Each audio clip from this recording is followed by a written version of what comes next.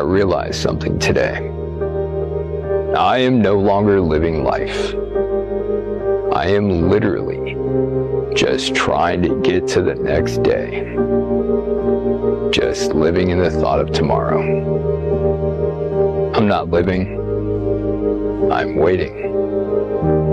And the trouble is, I have no idea what it is I'm waiting for. To tell you the truth, I'm kind of scared for what that might be.